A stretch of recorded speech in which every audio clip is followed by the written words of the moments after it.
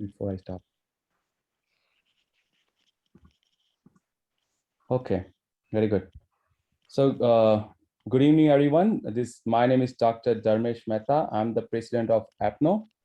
I'd like to welcome you all to our first webinar, first series of the webinar of the Youth University. I'd like to thank you, Vikas and Saloni, for putting it together. It was a lot of hard work for them. I'm very thankful to our speakers, Courtney Visioni and Padma Jambunath. I hope this will help you to make some decision in your career. So thank you all for joining. And then I like to give stage to our Vikas. Thank you. Thank you, Dr. Mehta. I am Dr. Vikas Jain, and I'm a executive member of AIPNO. I would like to welcome Mrs. Courtney Visioni. She will be talking about how to be a compelling applicant in today's competitive admissions climate. She has more than 15 years of experience in the field of college admissions. She is an active member of National Association for College Admissions Counseling, and she is a formal regional admissions representative for Case Western Reserve University, during which she read thousands of applicants and rendered decisions for college admissions. She is also a former associate director for college counseling at Hathaway Brown School in Shaker Heights for 8 years. And now she is an independent college counseling consultant since 2015. So I would like to thank Mrs. Visioni to agree to present this talk, and welcome. My pleasure. My pleasure. Thank you so much for having me. That was great to get almost a doctor. My husband's a doctor, so I'm used to hearing Dr. Visioni. I'll take it for a second tonight.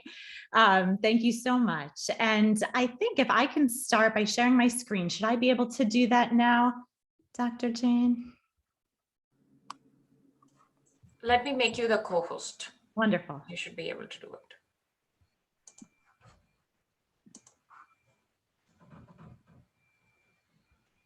Okay, great. So I think that I should be able to, to get just a little bit of a visual up here, as we're talking. I love to have something to be able to look at. I talk with my hands, and I'm used to presenting in person. So now in Zoom, I point to my screen a lot. It's I think the Italian and French in me.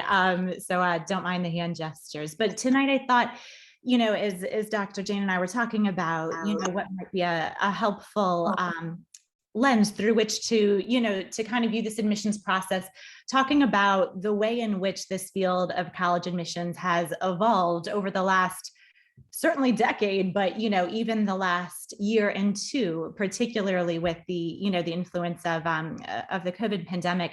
It's been very interesting to ride this roller coaster every year and see the way in which some things are staying the same and some things are evolving.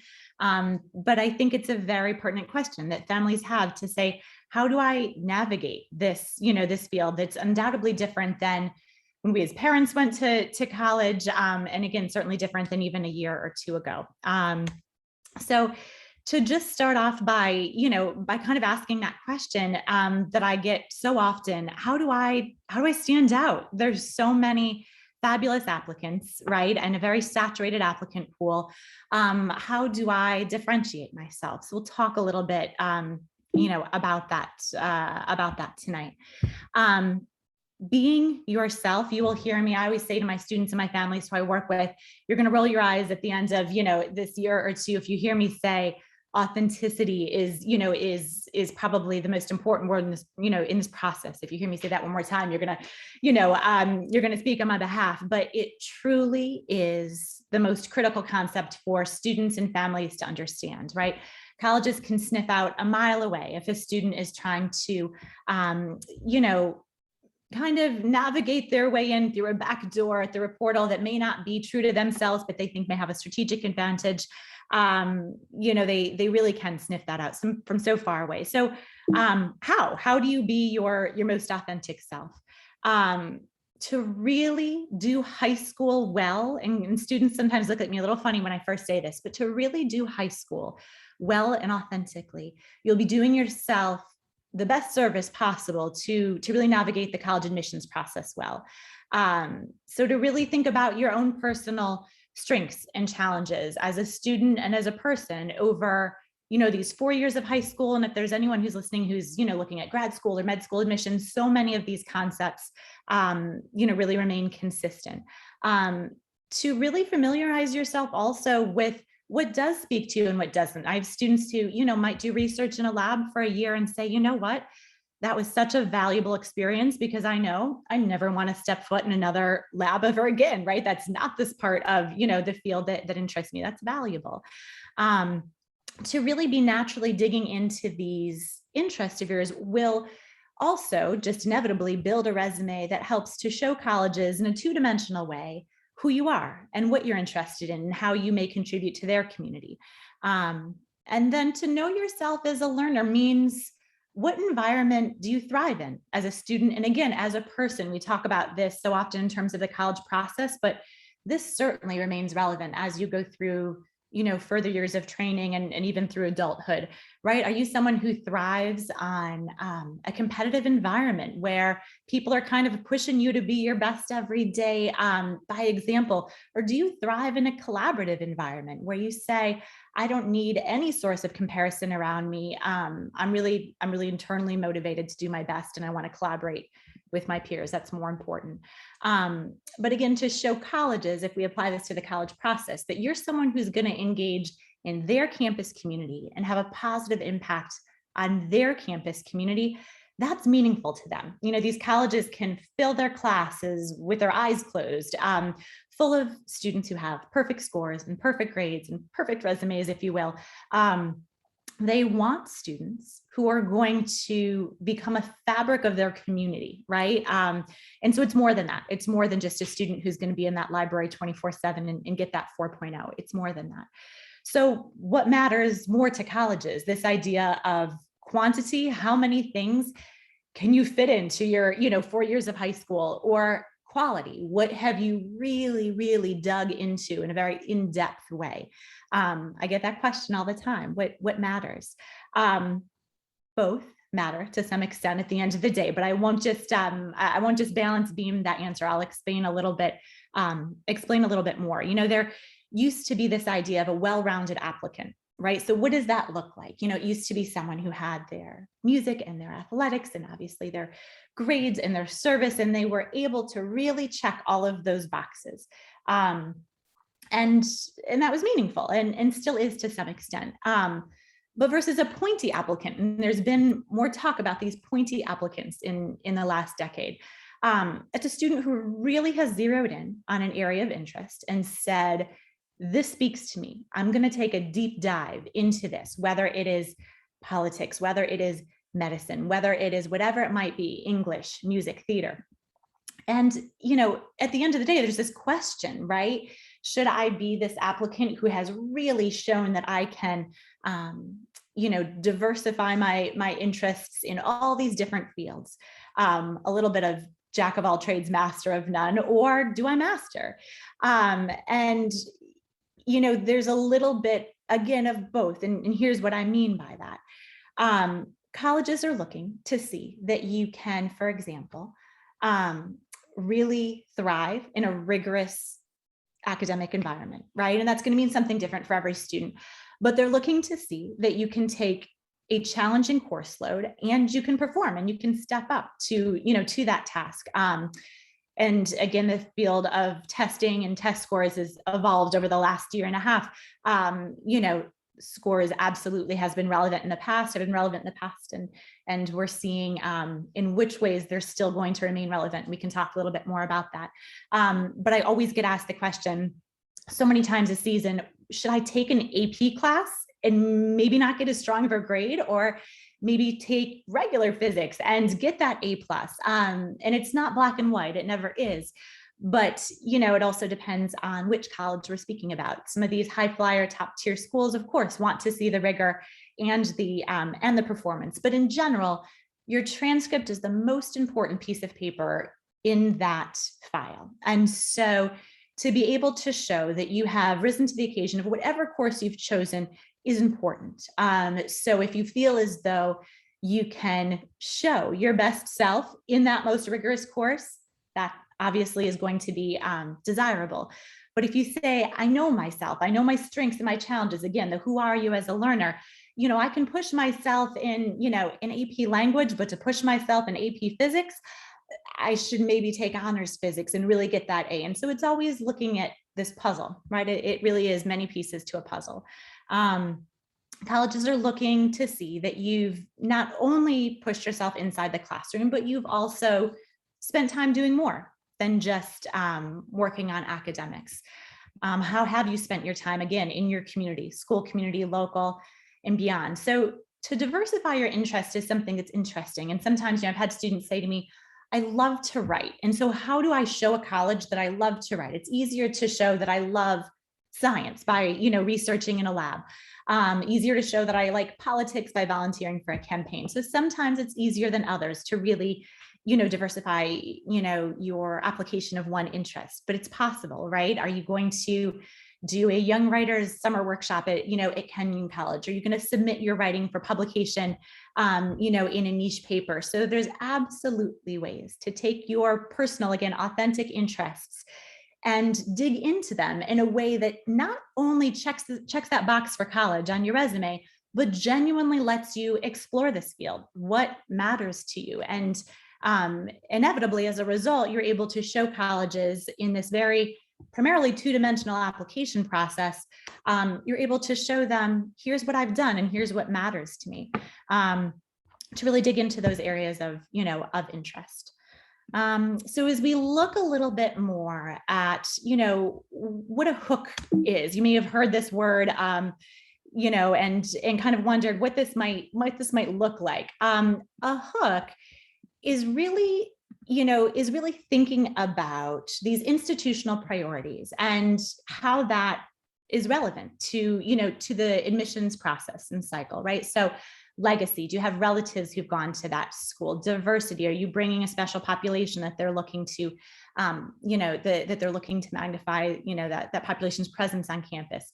Development, has your family built them, their most recent library or performing arts studio? Athletes, they need to, fill their football team and their track team. Geographic diversity, we always say if you're a student in the middle of North Dakota, life is better for you in this application cycle than if you're in the middle of Manhattan. It's just a fact. They need all 50 states. First generation college students are looking to really increase that representation. We don't have control over those things, right? Most of us can't go to sleep at night and wake up the next morning, to be the best D1 linebacker out there. So if these things don't apply to you, they're not under, our control for the most part. Families ask, what can we do to kind of to have a little bit of this hook? Early decision is really the one hook that, has sort of risen above the rest in this application landscape, particularly over the last 5 and 10 years. Early decision being a pathway that is binding. You say, I'm going to apply to you early, and if admitted, I will attend and withdraw my other applications. So there's a commitment involved, and that works on the college's end because there's that 1-to-1 ratio. They know they're getting a yes back when they put an offer out. Early action, it's not binding. You're applying early, you're hearing back early, but you're not committed. And because of that, it doesn't hold the same strategic weight, but you're read in a smaller pool. That is helpful. Restrictive early action plans, similarly, not binding per se, but you're read in a bit of a smaller pool. This is one thing that you have control over in the decision-making process. So it's something that we think about. So kind of in talking about that strategy, there's this question of, okay, you're saying be true to yourself, but then I know there are these things, these strategic elements in this field of admissions that is a broken field in many ways, many days. How do I ignore that strategy piece, right? If this is going to help, shouldn't I put all the odds on my side for X school? Being yourself and being informed is the way that you really address that conversation. So for example, if you're looking at, College of Arts and Sciences versus a College of Business or a College of Engineering, really taking a look to say, is there a difference in admit rate? Like, Georgetown School of Foreign Service looks a little different in terms of their admit rate versus Georgetown College. If you're looking at a business school, that's going to look really different to come in as an applicant, to Ross School of Business at Michigan or Kelly School of Business at Indiana. That looks really different in terms of how they're reviewing your file. There's a magnifying glass on your quantitative curriculum, your quantitative scores. So it's something to think about. Again, who am I as an applicant and where am I going to shine? looking at these decision plans, right?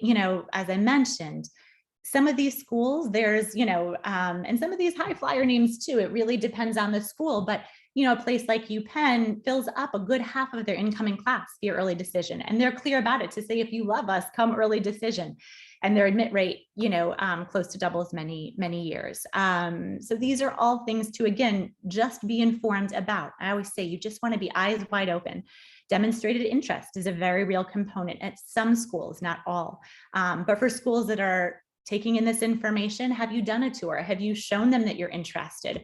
A student who's demonstrated that interest, done the optional interview, come when the rep comes to their school, that student, as compared to what admissions we call a stealth applicant, they're going to give, all things being relatively equal, that offer to the student who's demonstrated interest. They say, from everything we know, we're more convinced that we're going to get a yes back from that student, as compared to someone else. So, so it's important. I think that, as you're taking a look at some of these different factors and you're thinking about, kind of that balance of authenticity and strategy, you are really thinking about, that authenticity as your first filter and strategic as your second. An engineering applicant trying to apply as a philosophy applicant or early childhood education applicant, their file's not going to read as such, right? They're going to read like an engineering applicant. And again, colleges see this all the time and can sniff it out a mile away. So it really is saying, how can I be true to myself, but also use this information in my favor. So use these resources that are at your fingertips. There's a lot of knowledge out there, and certainly use the staff at your school. Many college and guidance offices are very, very overwhelmed and have lots on their plate, but there's a lot of resources outside of the school as well. So here's just a little sneak peek at some of my favorites. General data website, collegeboard.org, is going to give you admit rate data for any school that you can, that you can really think about, to put your finger on. Type it into their search box and you will see what their admissions rate looks like in previous years, what it looks like for early decisions. You get a bit of an apples to apples comparison. If you go on a school's website, you're not going to see their admit rate front and center. So College Board gives you a nice apples to apples glimpse at some of those kind of just raw data factors. My favorite essay pro by far, Ethan Sawyer, College Essay Guy is his website. He has fabulous resources, breakdowns of every supplement school by school, amazing webinars. He's out in LA and I cannot speak highly enough of him. He partners with so many admissions directors on his podcast, blog, so respected in this field. It's fantastic. This Guide to College is a good go-to book, gives you a little description, differentiating some schools from the other. Rankings lists, I could do a whole presentation on what I think about rankings, the faults and some of their methodology, all of this. Forbes has done a really nice job this year. So if I had to pick one, I would pick them. But in terms of a list that doesn't necessarily rank best to worst, Princeton Review does a great job with their top 25 list. Top 25 colleges with great career resources, top 25 colleges with great professors. Those are fabulous. Admissions blogs, some of these schools do a brilliant job giving so much data, so transparently, and not just about their school, about the admissions process as a whole. Tulane, Georgia Tech, and UVA, an interesting mix. But again, they're known nationally, kind of in our circle, as doing a brilliant job. Industry blog, DC College Counseling does a wonderful job talking about some of these, kind of really relevant resources. And I think kind of, as we're looking at things and zooming out in a very, again, kind of bird's eye view way, I always remind my students, this is one chapter. It's not the whole chapter. And that's important context. Thinking about what matters to you in this chapter. We always say to students, that's why I love what I do. You're on this threshold with kids. This very independent, chapter ahead of them. And they're on this threshold and getting guidance and support from their school, from their teachers,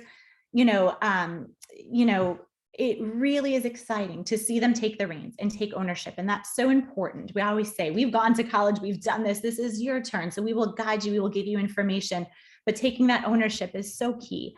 And it's in thinking about too, what will best set you up for this next step. For so many students nowadays, it sounds a little crazy, but it feels like this college degree, this undergraduate degree is almost like, the new high school degree, because everyone knows in so many fields the value that, that advanced degrees hold, graduate master, doctorate degrees. So this is most often for so many kids, one step of many.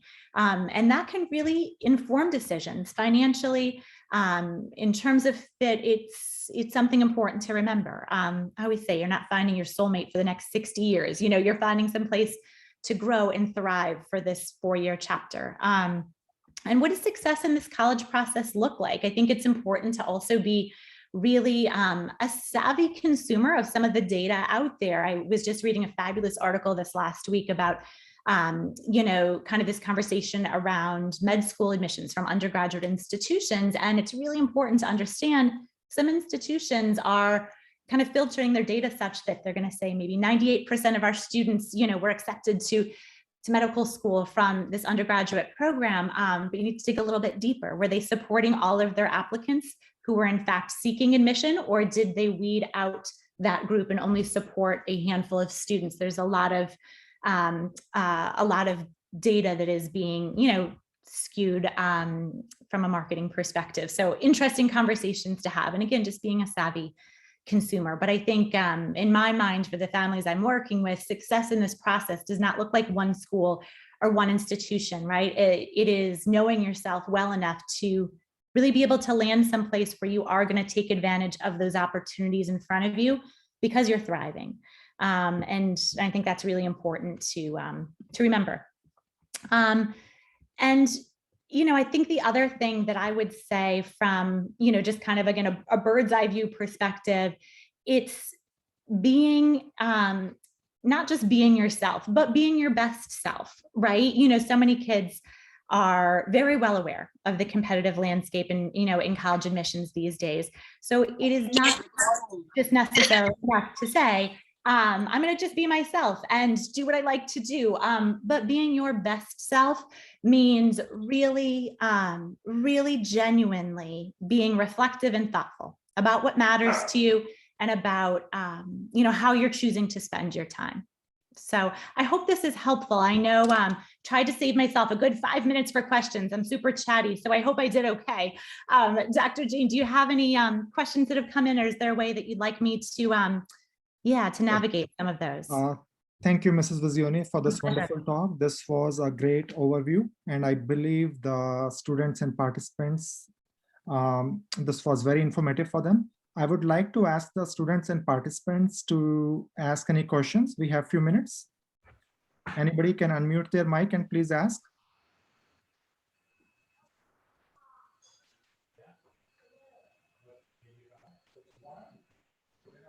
I was wondering if it's like important to if it was important to apply to like some other schools, even if you're really focused in one.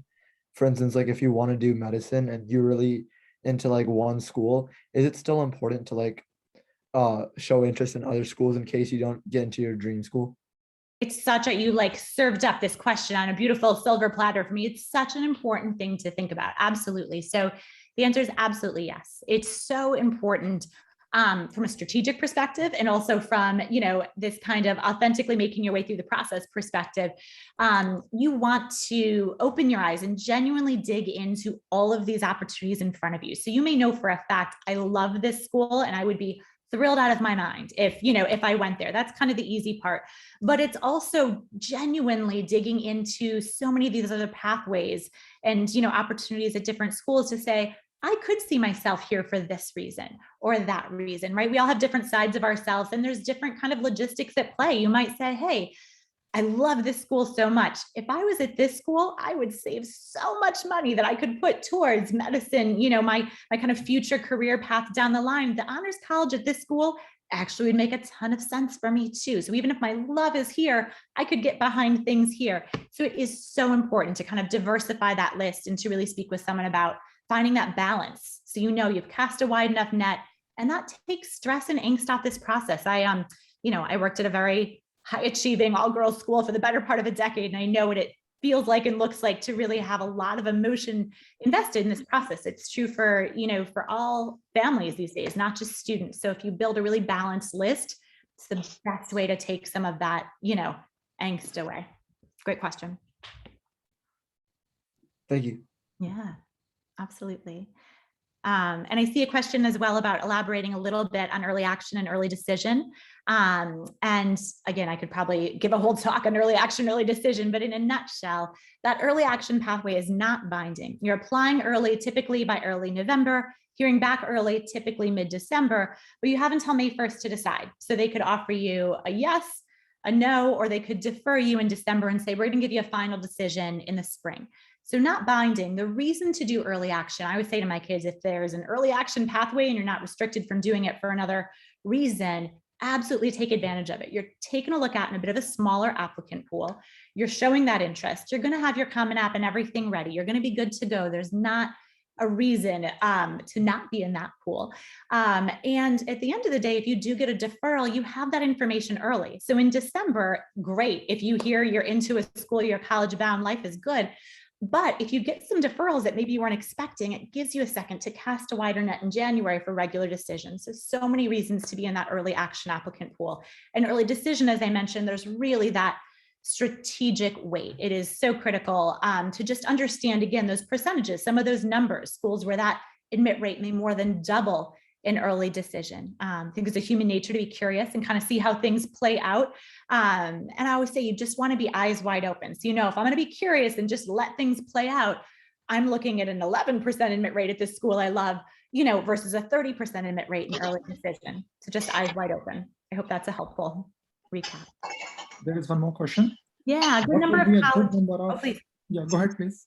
What would be a good number of colleges to have on my interest list? And what's the best way I can short list them? So yeah, absolutely. When I make exploratory college lists with families in the junior year, that list might be 25, 30 schools long, right? So to have a really broad range of schools to start with, exploring again during the junior year helps you to find out what works for you, what means something to you, which of these qualities matter. Do you want to be in the front row and have that professor know your name? It's a small, table with 20 people, or do you want a little bit of that anonymity? And you have to sometimes feel some of these things out and go on some visits and understand the differences. And then in terms of really shortening that list, the average list these days, gosh, I used to be able to say like 7 to 10. It looks more like 10 to 14 these days, just because of the competitive landscape right now that we're existing within. But to really tailor those down, some visits will make all the difference. I was just chatting with a family earlier today in San Francisco, and she was like, thank goodness, I went to see X college because I thought I'm a city girl. I know I love cities, but oh my gosh, Manhattan feels different to me than San Francisco. Thank goodness I got on campus and understood that. She took off 4 schools, in the greater New York area once she did that visit and understood those differences. So that's probably most helpful. Any other questions from students? I will ask one question if there are no other questions from the students. Mm-hmm. So now many colleges have become like test optional. So now last year was COVID, but in this year and subsequently, should students take ACT or SAT even if they're applying to some colleges which are like test optional? Such a good question. It's kind of the $1 million question right now. We're looking at all this data that's come in from this past year. And what we're finding is that some colleges are truly test optional, and reading in a holistic way. They've shifted their admissions read to truly be test optional. Those essays become a bit more important. The transcript becomes that much more important. There's going to be a bit of a magnifying glass on that transcript when a test score metric is not there. But they've shifted and really are reading quite holistically. There's other colleges out there where we've found, over 90% of the applicants who Georgetown admitted last year submitted a test score. So that tells us they really care about their scores still. We saw the same thing at Penn. So it's really looking at data from this past year to understand which colleges are really truly still wanting that score, but saying we're optional, in order to increase access, in which colleges are truly test optional. So for most of my families, I say, go through this process, preparing for the test and taking the tests as if you may have a school on your list that does require. We have a couple colleges this year who've started to say, oh, we require again. Small handful, but they do. And again, some don't care, but they care. My pandemic puppy feels strongly about this. Don't mind him barking in the background. But it really is such a complicated time. So I think better safe than sorry. Prep for the test, take them, and then we would look at your list to say, is this something that represents you well? Are these schools really going to look for this in their applicants? Okay. So any last question? We can take one question. I think I have a comment.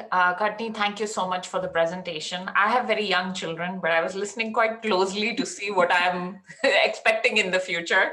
But I really like the fact where you emphasize that be yourself would be the best version of yourself. I think we tell our kids when we start like that, that be authentic, but it's good to see that that really matters as they go forward. So thank you for emphasizing that. Yeah, absolutely. It's my pleasure. And it's so fun to see kids really truly understand what that means. I was working with a student last year who was a computer science student, very tech savvy.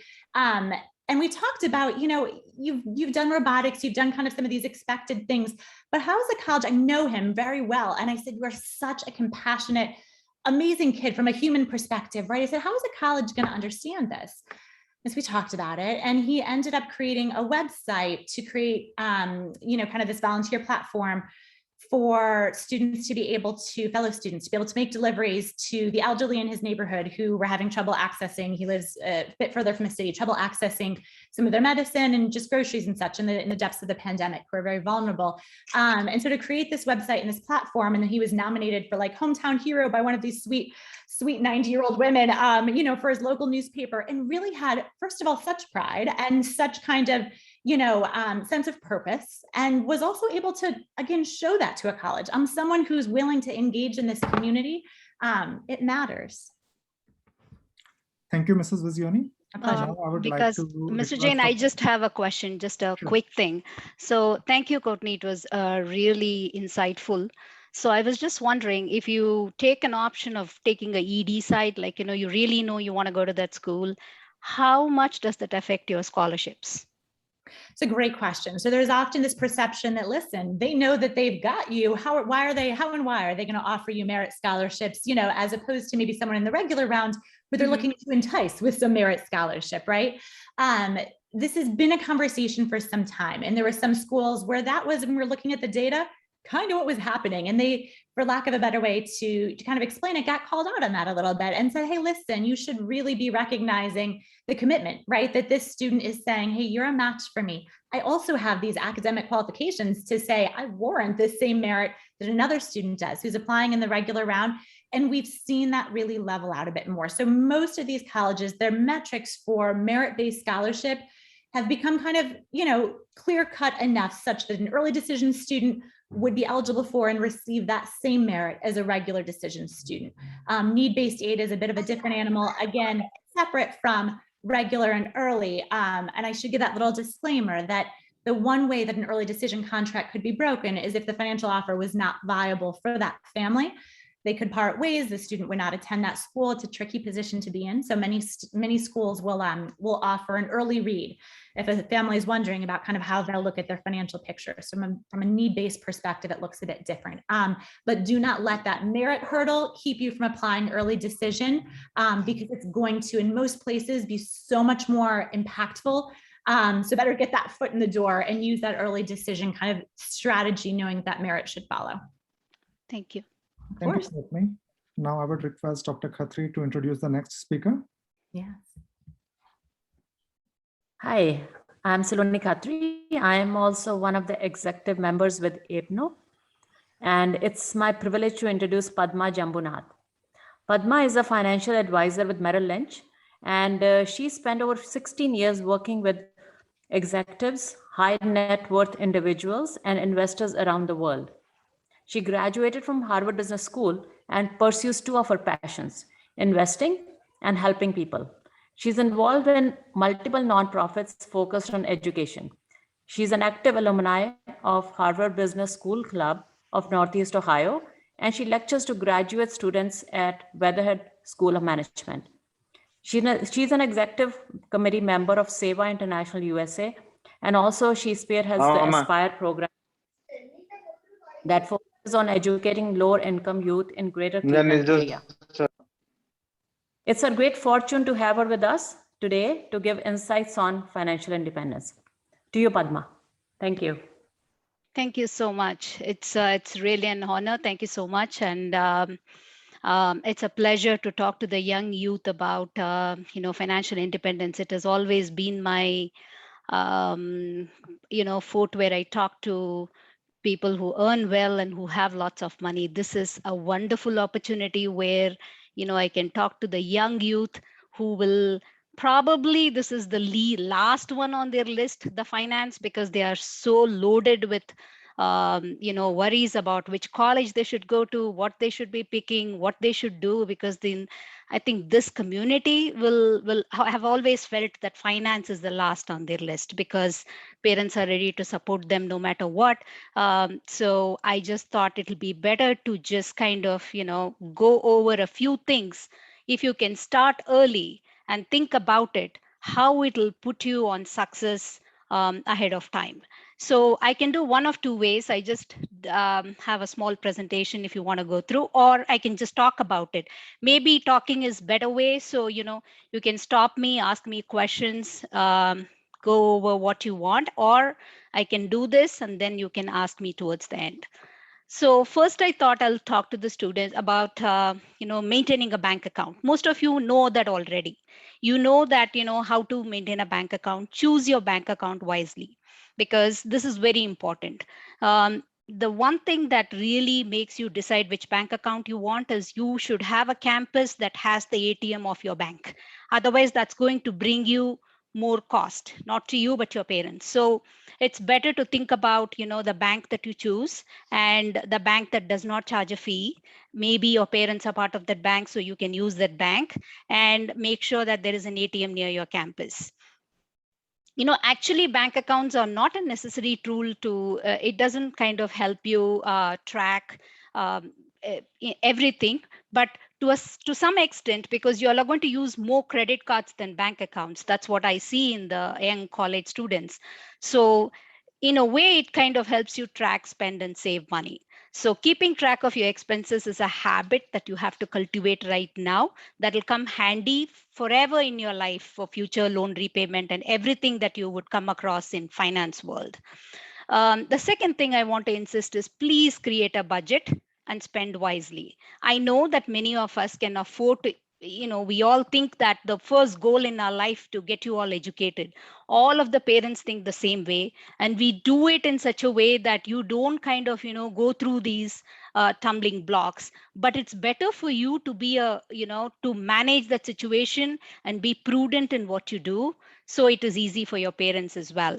So create a budget and spend wisely. College maybe it is the first time you're actually responsible for managing your finances, your own expenses, and or at least the first time on a large scale. Now you will be doing a small things here and there. You'll be earning over the summer, you'll be doing something with that. But college 4 years, there's no one to track. You're just going to be tracking on your own, and cultivating this habit, creating a budget and spending wisely will really take you a long way. And whenever you do that, make it as concrete as possible. So what do I mean by that? Create some categories. It's very important. Break it down, because short-term things always help you, plan for the long-term thing. So short-term, try to say this month, let me start. The first month is always difficult for all students. I've noticed that whether like you have started this process or not started the process, you're so overwhelmed by what's happening in the campus. This might just fall by the side, but at least by second month, you should start realizing, okay, you know what? I have to keep track of all these kind of things. So start writing in a small way. Maybe, you're not started creating categories. You've not started doing anything in a big way, but at least note it down somewhere that this is what I did today, this is what I have spent, and this helps you in the long run. So by second month, you can start creating categories. Okay, my entertainment is costing so much, going out with friends is costing so much, my the fees is going to be covered by your parents in most of the cases, and then if not, there's always a loan that you would take. But these expenses add up to a lot. So once you move out, keep track, create a budget, check it regularly. You don't have to do it every day, at least once a month, because your parents are going to see those things once a month, or when they pay those bills. If they are paying it, if you're paying it, it's even wiser, because you know what you're doing, and it helps you on a very successful path. So break it down by month so that you can track your expenses. Compare and contrast your school year progress. Do that. That's very important. Compare what you did from last year to this year. You have no idea how much it will help you to do it better the next year. Doesn't matter if you spent a little more, does not matter. But at least if from that point to this point, I've kind of made a difference. That's going to help you in a very big way. Please try and do that and vitalize, please verbalize and talk to your parents about money boundaries. It's a very good conversation for parents and kids to have at this stage when you are going to let them go. For parents to just be on their own, it's important to verbalize that. It's not that be safe, you're going to be okay, spend when it is necessary. These things don't. You have to verbalize what you are actually expecting out of them. So make a boundary, tell them what their living expenses could be and try to make them live within that. Though you will start earning big, and there are many students who do very well in college and start having some extra income. That doesn't mean that you should not do this. If you do this, you become more successful. You don't have to think about starting these finances at a later stage. Anything that you start early gives you a head start in everything that you do, especially finance. So, and credit card. Usually credit cards, the parents try and give the credit cards to the children as an add-on card, which may not be a good idea. So if you have a credit card, if you have a bank account and have a credit card, it's better for you to build that credit score. Because if you are an add-on on your parents' card, they are still responsible for paying that. So it would be better for you to take that responsibility and build that credit score. It's so you will know how many credit cards should you actually have. That's an important thing. And how are you able to manage all those things? So these kind of questions you yourself will start answering at the later stage. Do you know the interest rate for each of these cards? What are the kind of things that they kind of keep track? What do they do? So knowing your credit score and managing it will come really handy for you, so that you don't get into any kind of financial trouble and you'll use them wisely. So to ease into the credit card world, I strongly suggest start using your debit card right now. So you understand that, this is what it is, this is how it functions, and this is how it is paid. The only difference is credit card is going to give you a credit. So, you start managing that and you see, and you don't default on all those kind of payments. If you are an add-on card, that's never going to happen because parents are going to do that for you. They see that, they make sure that it is paid, and you're set free. But I advise you, if you really want to be on your own, have your own. If you're having your own bank account, it makes every sense to have your own credit card. So parents can always fund that. So through that, the responsibility is created and accountability is created. It's very important. And if you do this, it's really good for you. So it's like your GPA of sorts, for life. GPA is just until you finish your college and you set foot in the corporate world. But this one is going to come with you forever, your credit score. So use them wisely, start paying bills on time, and keep your credit score in good shape. And it can lead to so many sorts of financial advantages in your life. You'll get cheaper insurance premiums. When you buy your own car, it will give you lower borrowing cost. If you're wanting to have loan for your grad school, things like that, it's going to help you a lot when you have your own credit score. So, and even one thing, after 4 years, you get a job from the campus and you go into your college, the first thing your employer checks is your credit score. Soon after your GPA and you got into the college, the next thing they check is your financial background and how you have kept up with that. So that's very important. Please take control of that even before you go to, say, at the junior year or senior year, you start thinking about it in college. So that's one thing. And the most important thing is, please leverage all the discounts that's available to you. There's so much out there that you can use. I don't have to say, because the students of your age tell me how to shop well. So I know you know most of the things, but just in case you don't know, there's a lot of discounts for college students. And the retailers know that you are on a lean budget, because they're not looking at just Indian American students. They are looking at the entire population. So they are always there to give you that kind of, they know you're on lean budget and they give you a lot of discounts. Use that. And then, for example, it's just you don't want to miss out on, say, Spotify. I know every one of you listen to music. Spotify premium is just probably $5 for the students, whereas for us we pay like $22 or something a month. You can actually go back to your parents and say, hey, for 4 years I get this, and you can be on my plan and save that. So that's the way to look at it. So you have Spotify, you have Amazon Prime, that gives you, like, offers you a huge discount. I think it's about 50 or 60% discount on your annual subscription. So it's time that you take that offer and get your parents to save something rather than the other way around. And then you have Apple that always gives you a discount on something. So I think recently this year they have given free AirPods to all the college students that are, making a decision to go to college. So the year of 2021, all the students will get a year. If you buy probably a Mac or something, which you will obviously do because you're going to college, because school has been giving you all those things, and now that you will go on your own and do it. So this is a way to just use all those discounts. And I don't have to say this, there's so many websites over there which helps you find these kind of things, like, Unidays. Unidays is something that every college student has. They will look at it, they'll say, oh, these are the things I have discount on, this is what I'm going to use, this is how I'm going to keep track of this. So, and then you have Honey, then you have Rakuten, you have all these kind of things that's available out there for you readily. Just use them wisely, find out what kind of discounts you have, and don't let go on them, because it's important. It saves to a lot. When you look at 4 years of Amazon or Amazon Prime, or premium subscription of Spotify, it's quite a lot. You save a lot on that every month. It adds to a sum. So please do that. More than anything, protect your identity.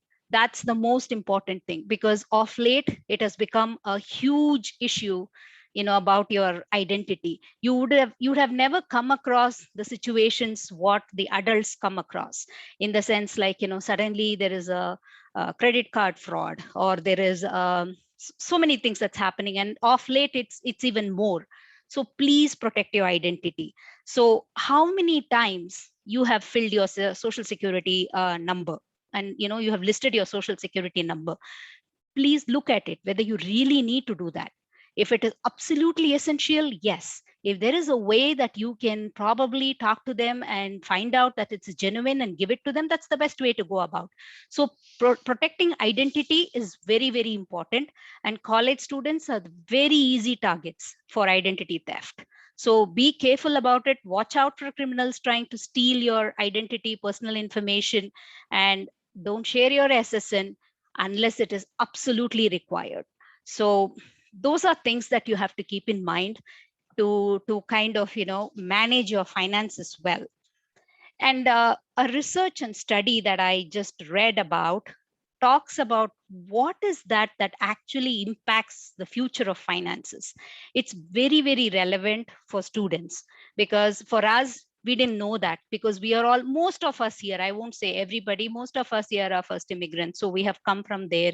We try to establish ourselves, go to college, study, and do what we need to do. And so our energy was more on terms of establishing ourselves in this country, rather than, focusing on all these kind of, what's going to affect my finance, what's my thing, because we have focused so much on our goals and objectives in lives that probably finance was something that we said, okay, you know what, we will figure that out as we go. But in your case, it's like, you are ahead of the game. You're here, you know what you want, you have every help that you require from all things, and it's important for you to know what exactly affects your future finances. The number one thing is financial situation. That's your first consideration. Whatever it is, you look at your financial situation, and then you decide what decision you have to take for future finances. The second thing that comes is financial behavior. So there's a plethora of motivations for behavior. If I have to talk about it, I have to talk about an hour about what happens in behavior development, but I can just say one thing. The advertisements are on top of the list. You are exposed to so much of commercials in general, they are not established on moral grounds, so and can contribute to teens justifying wrong actions. So please be aware that, think about it. Why this behavior, that becomes a behavior? Once you start doing it, I know so many people who, I won't say students, it's like even adults make these mistakes. They get carried away with what's going on. They say that's easy money, let's go try it, let's do this, these are some things that comes along with you. Once you do 1, 2, 3, 4 times, it becomes a habit. Don't do it, because people want you to get you hooked with these advertisements. So be very careful. Maybe talk to your parents. This is what it is. I'm thinking, they are saying that they will give this free and I will try to do this. Have a conversation with your parents. The third thing is financial sentiment. Young people's financial attitudes actually stems very early in life. So, and beliefs from early life. So if you have seen your parents being very prudent and very this thing, I'm not worried, because you're going to be okay, because you've seen them practice. So it's okay, and you'll try to do at least most of them in the correct sense. And that kind of partially determines, I won't say it fully determines, it kind of partially determines how willing you are to move towards financial wellness. Because once you create that sentiment around yourself that this is how it should be, I think that helps you in some way to be very successful in financially in the future. Doesn't matter what you do, doesn't matter how you earn, because out of experience, I'm saying I know more doctors that will not be able to meet goals than people who earn half that, because there's a different reason to it. Probably the debts, probably the lifestyle, probably there are a combination of factors, but it does not matter. Once you have this sentiment and you have this, you are going to be very successful. So, and the fourth thing that I've always seen is a lack of financial education in this country as a whole. Because every time we come to a point where it is absolutely necessary for us to learn about finance. Why is that? We have to know finance because it's important for us to lead our everyday life. Somebody is doing it at home something, it is not their job alone. It is equally important that you understand what what these finances are, how it is done. So the lack of financial education is a severe pediment for this in the student community. So please, youth often spend at high rates. We have seen that, and the research says that. I know it's difficult. It's conversations that take place, and then you have to be told a carrot stick movement will start. Then if you do this, I won't do this. If you do that, I don't do that. So instead of going to that situation, just be aware that educate yourself in all these things. It's an important opportunity that you have this knowledge so that your finances will always be better in the future. And the fifth factor is the money management system. That's literacy for teenagers. Not many of you know about the money management systems in this country. It's very different. By the time you're on your own, you start knowing about, you will know the basic systems, how the money is actually flowing and managed. By systems, I'm definitely referring to all the things that's out there in finance. You don't know what could save your tax. What could you do to have, what is the difference between all these retirement accounts? What is it that you should do to keep your finances safe? It's very important you understand the money management systems. I encourage all my clients' children to understand that this is very important, at least by starting to do it on their own, in the sense like encourage them, give them money to invest. You're all giving, this is for the parents, you all give gifts to the children. Give them $100 for their birthday. Ask them to invest in the company that they would like. It would give them an opportunity to think about what they are investing in, why they are investing in, and what is happening to that money, what is the meaning of volatility. And it's a small amount, but it gives them a big learning. There is no doubt about that. So that's a very important thing. And children earn a lot of money. You all earn a lot of money when you're in college itself. So you'll be making at least $2,000-3,000 every year, which is not a big deal. So think about, how do you save it? Just not in a savings account. Think about you doing it yourself, say in a Roth account. Because if it is a Roth account, you don't pay taxes for life. I know you won't get it immediately because it may not be something that you would require to use it immediately, but think about the advantage of keeping it and using it when you are like, that would probably turn into $200,000 if you're just putting 2,000, 3,000 and just forgetting about it when you're 67. So think about all these money management systems that's available. Get a head start on that, and you would really go a long way. Okay, so that's a little brief I wanted to give about how you can manage your finances at this very young age. If there are any questions, anything that I can help with, please give me a call. And you all know my email, and please reach out. And I will be very happy to help you with, oh, I have this money, $2,000. So can I just, help me, give me some diligence on Apple. That's a company that I love. So I want to invest. Can you please help me and give me some kind of data, due diligence? I'm happy to share the reports with you. That's the best way to learn. You can read the reports, you can ask me the right questions, and you can do it yourself. You don't need anybody like us to guide you. So, this is a head start for students, and I advise every one of the student to try and do something, take up in your hands and start there. Thank you so much. Thank you, Padma. That was amazing and really wonderful. Even I learned a lot. I'm sure the students also got a lot out of it. And I totally agree. My son just left for college and he was able to avail the Apple discount. He got a MacBook awesome. with college.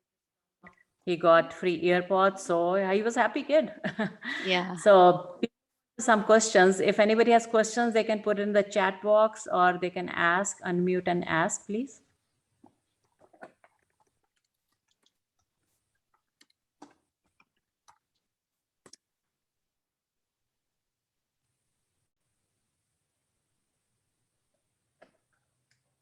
Yeah. Could you tell us about any website book to learn about investing for college students? Absolutely. I will be happy to share some names. Maybe I can send it to Dr. Jain. Yeah, I'll send it to you and you can share it with the community. Definitely. Yes. For students, there's probably at least 5 books that I can suggest that they can go over, and I can send you with the name and the author. Thank you. So I would like to ask any students, any other questions? So I have a question because I have a 10-year-old child. At what age do you start a debit card or recommend starting a debit card? I would say at least towards the end of the middle school. So maybe beginning of the high school. Okay, so at this point, I should continue with the $5 I pay him at this point. Thank you. Yes. Maybe the best thing for you at this point is giving him some $100, $200 and asking him to think of as a gift, and ask him to think about companies that fascinate him, that around him. 10-year-old is not like, he's someone who already knows that there is something called Google, there's something called Apple, there is something called, these companies exist. Why do they exist? How do they exist? How do they make money? These are things that he can start learning. You tell him this is yours. Even if you lose, it's okay. If you get, it's okay. If it goes up, he learns. If it goes down and up, he learns about volatility. If he is learning about some company, he's doing something. He understands the company, the business. And, as a whole, there's always a learning that takes place in the whole process. Well, I certainly hope so, because from the looks of it, he'll spend everything on buying books from Amazon. Or he might invest in the Transformers movie franchise. So we'll see. That's a good thing. So you should ask him to look at Disney or some kind of companies like that. How do they operate? How do they make money? Why are they successful? Or, book companies. How is the publishing done? Why is online? Things like that. Anything that interests them, convert them into a topic that kind of they can go and look at it and invest and see how that works. So that's a good thought. But yeah, that makes me think that maybe the next Transformer movie, he'll make some money out of it. So we'll see. Awesome. So Padma, I one want more to question. say a couple of things at the end. First of all, Padma, thank you for Thanks. giving your time. Oh, sorry, there's another question. Go ahead, then I will speak. From Raman. Acorns would be a good investing option for middle schoolers, freshmen. Yes and no. If they understand everything about that, then it's okay. Understanding that, there are so many investing options these days. Everything is free. Most of them are free. If you look at Edge, if you look at Schwab's, everybody have come out with something that is free for investing. I don't know if middle schoolers can actually make their accounts. I will have to check and tell that to you, but definitely freshmen can make their accounts and try out trading. It's not a bad idea at all. Right. And we don't endorse any kind of things. I think they should be in consulting with their parents, and in the question they can talk to Padma. Who's joined the Zoom meeting? Yeah, you can turn on the light from outside. Sorry. Is it okay? So I just take a couple of minutes. First of all, thank you, Courtney, and thank you, Padma, for such a nice talk. I was just listening or in around, and a couple of things I really want to emphasize this year's application, because some of the people I don't know. I will definitely suggest you for your college application to do the ACT and SAT, and for two reasons. First of all, you have enough time doing the virtual classes, and I expect you to do that. It's going to be nice, an extra effort. And as a interviewers, we want to look what extra you did. And Courtney can correct me if I'm wrong. You need to invest a lot of time on the community work, a lot of voluntary efforts that we want to see how you can be working with the people. And third thing is, which I really, really want to emphasize, please have some special training with the virtual interviews. You don't reflect who you are, and we have no time. And believe me, it is very, very deceptive. So try to see what you can do. You can see me, I'm sitting in the dark right now because, sorry, just the lights has been, but those are the things you need to have some, what we call as the online etiquettes. Last year we let it go because it was learning curve. This year we expect you to be very professional. Third thing, I was listening about the early program, and a lot of people, and I just was chatting actually with my friend too.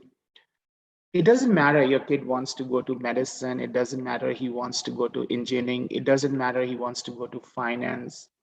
You don't want to know your track when you are applying.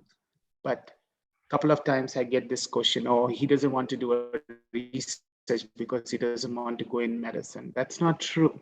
We'll not give you a core research anyway as a high schooler. We don't expect you to do anything. But just to get the databases knowledge and to get into the publication just tells you that you are a scholar, you're a scholarly activity. And Courtney can correct me. At the time, as an interviewers, we just stuck. We have 10 people, and out of 10, all of you are better than us. Some of the people are much better than us. So there's something little effort you have to do, but just want to give you a caution. Don't use this pandemic as your escape mechanism for not proving yourself. You need to come more. You need to come more. We expect you to do more. And like, don't tell us you cannot do community work. You can. And some of the extra courses, core courses, like artificial intelligence course, some extra, keep on adding it. And Courtney, I will say this very upfront to these students, don't look very goody two-shoe on your CV. Don't do that. You cannot be a star all the time. I'm not. I struggle every day. So you should have your struggle. And I can give you an example. If you do SAT and ACT 2 times that we have increased the score, I will take you rather than taking somebody with a first time perfect score. So I need to see something, some challenges that you are working into and bringing into. Early programs comes with advantage and disadvantage. I will highly recommend, highly suggest to talk to your counselors before you jump into the early program. And I use this word very upfront. It's a gamble. You get in, and when you're stuck, you're stuck. So those are the things in mind. And the other thing I was reading about your scholarships. None of the people will take you away from your scholarship just because some of the people tell me, oh, my parents make a lot of money, I didn't got a scholarship. There's many other way, from at least from the private colleges, correct me if I'm wrong, Courtney, there are a lot of funds from the alumni. We can get you a fellowship, but you need to be different from the other individual to get that. Do something for the community. And a couple of times people they argue with me, oh, I was doing a tutoring online. So that's fine. You make $10 an hour. What is good about it? How do you tell me that you're different from, no, but you give tutoring for the Aspire program through Seva, or you did through another organization. Those kind of the things bring in mind, but be a community person. And one thing I'll tell you, don't think that interviewers don't know you. I just need 2 minutes with you, half a second in person, 2 minutes in Zoom, and I know everything. The seventh thing people can always say, oh, I don't know what interviewer is going to do. I've done so much of work, he didn't ask. We read everything. We know how to segregation is. Before we get an application, the Excel sheet has already been done by a para support staff, and we know where you are. So don't think that we just come in unprepared. Unlike in residency, I see sometimes people just come in unprepared, which is fine, but not in the undergrad. And as I have discussed with you, many of you, getting into undergrad is a toughest game than going into the grad school. And one more thing I would like to tell you here, do not talk negative about anybody. Yes, I would have done better in this school, but we have 200 applicants, 200 people in the school, and sorry, I was not given a chance. You're out. The school that you invested 4 years, that push you to be here in front of me, you bash them in 1 second, you're done. Your commitment is gone. So always carry the pride of your family, your values, and don't be afraid. Don't be afraid to the interviewers. They're not going to ask you. A lot of people have asked me, what are the set of the questions? No, none of us look into those 20 questions before we walk in. We let you navigate. You take us wherever you want to. Another last point. If interview is cutting short the time, it is good and bad. 99% it is bad. He just want to move on. He has many other applications. If he prolongs an interview with you, it is also good and bad. 50% of the time he's confused because there is disconnect between your application and as an applicant. Or second, 50% that he just want to explore you more to tell to the committee that this guy has something different, which we should bring in. And cultural diversity is very, very welcome. Individual diversity is very, very welcome.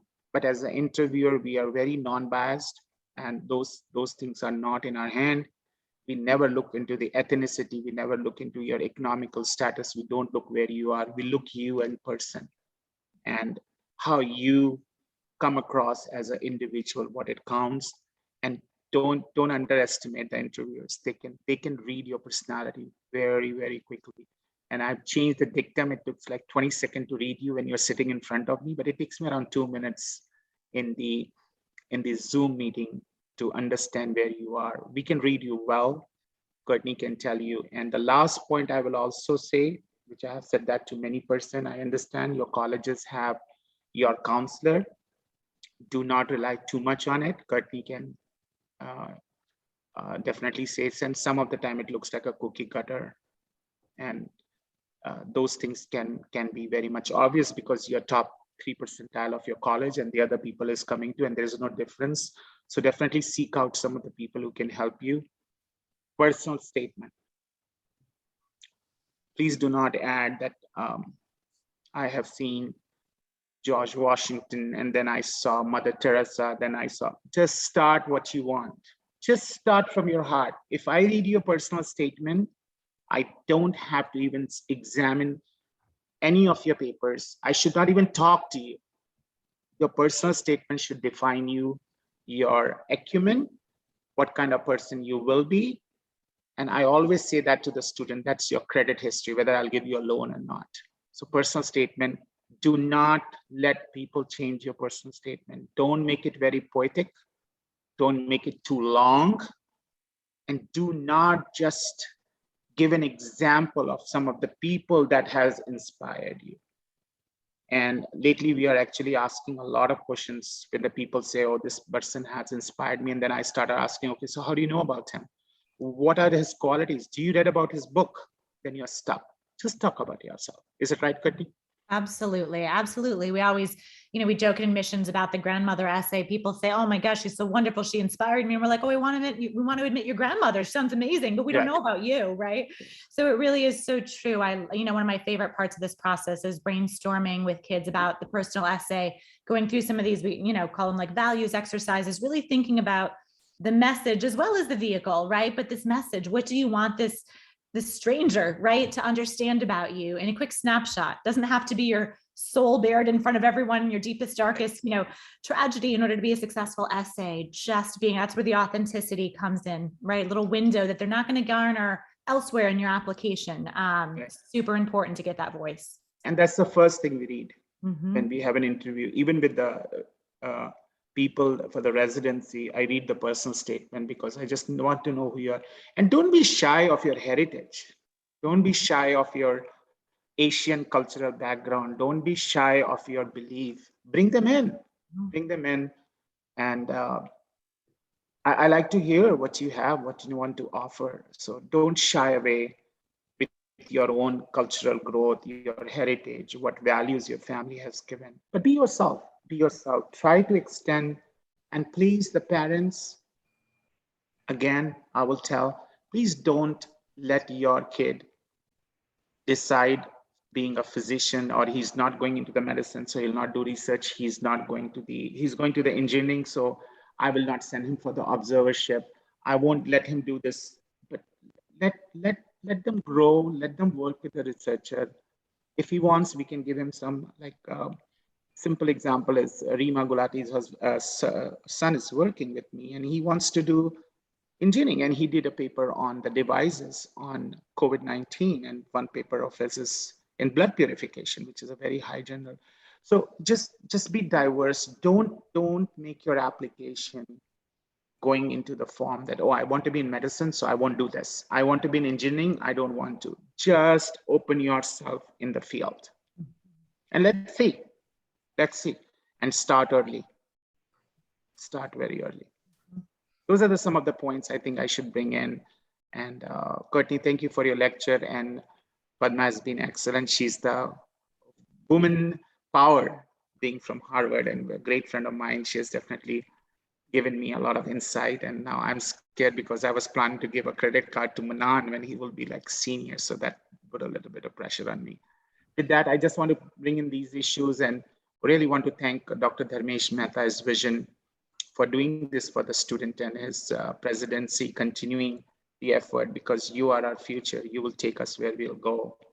You will be our pride, and we'll be trusting our future on you to move forward, and we all want you to place well. With that, I want to thank you all. Special thank to my dearest friend, Saloni. She has been excellent in everything, but for AIPNO, she has been our pillar for all the work she has done. And Vikas, I have no words to even say thank you, because that cannot be just justified in one line. And from the core of my heart, I want to thank you for helping these youngsters. At the end, I'll give it to Dr. Mehta, and Dharmesh, thank you again for taking this initiative and continuing the work that has been in place.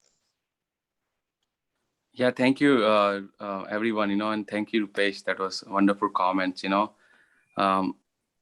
then I would like to ask our upcoming president, Dr. Winnie McKean, to say some few words for our attendees. Thank you.